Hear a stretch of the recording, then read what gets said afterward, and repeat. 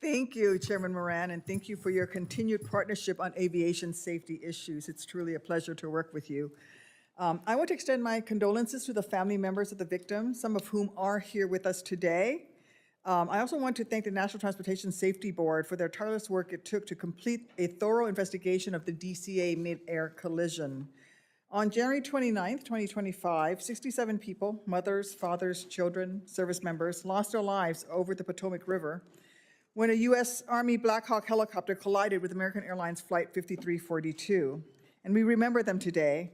It was a horrifying tragedy, but because it was entirely preventable, I said that again, it was entirely preventable, it was not just a tragedy, but a travesty. The NTSB final report on the incident left no room for interpretation. The FAA's failure to act on prior safety recommendations led to this catastrophe. What we have seen over the past year is deeply troubling. A continued culture of complacency at the FAA and an institutional belief that the FAA can continue to do the bare minimum, work to address a few of the NTSB recommendations, and call it progress. Well, I call it bullshit. Several of the wins highlighted by the FAA on its timeline of actions since DCA were required by previous work groups or legislation. The FAA lists the continued rollout of the tower simulation system in the timeline, a project that was identified in 2023 and mandated in the 2024 FAA Reauthorization Act. Likewise, the Surface Awareness Initiative, which improves controller situational awareness of aircraft and vehicles, was launched in 2024, following close calls in 2023. This leads me to question, is the FAA actually combining existing commitments with post-incident actions in a way to obscure actual progress? Close calls continue, and the system that allowed this travesty to happen remains unchanged.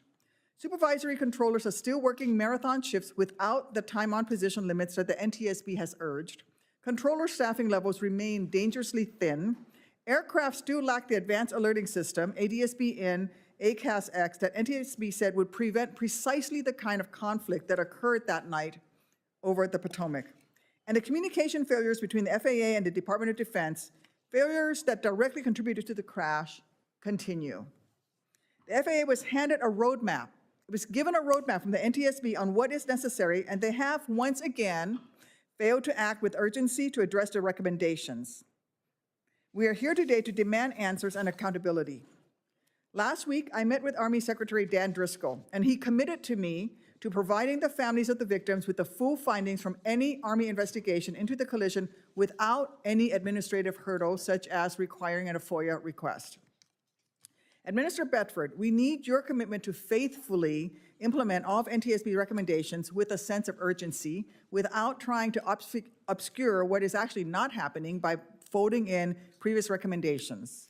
We owe it to the victims. We owe it to every pilot, every controller, every military crew member, and every passenger who boards an aircraft expecting the FAA to keep our airspace safe. The FAA does not need more time. It needs resolve. It needs leadership. 67 souls are no longer here because the FAA failed to act when it had the chance. The agency cannot undo that travesty, but it can, at long last, do its part to prevent the next one. And that is what we are here to discuss. I yield back, Mr. Chairman. Thank you, Mr. Chairman. Good afternoon, and good afternoon, Ranking Member Duckworth and members of the subcommittee.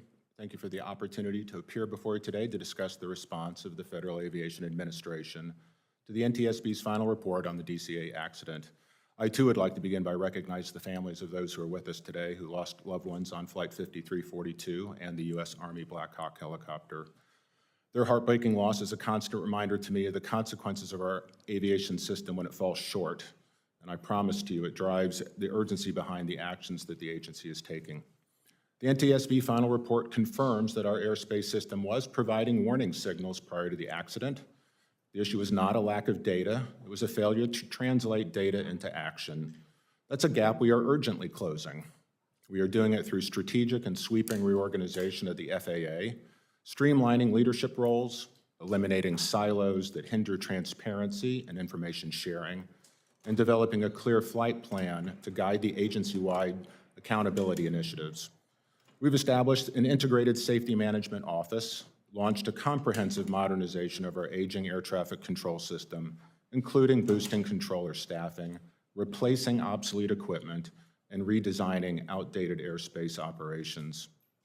Of course, as you know, immediately following the accident, the FAA immediately restricted helicopter operations in the National Capital Region, eliminated high-risk mixed traffic procedures, and closed helicopter routes that introduced unnecessary operational complexity. We increased support and staffing for our DCA tower, reduced the arrival rates and total daily operations levels, and with the full support of the Department of War, eliminated all non-essential military helicopter operations in the DCA airspace.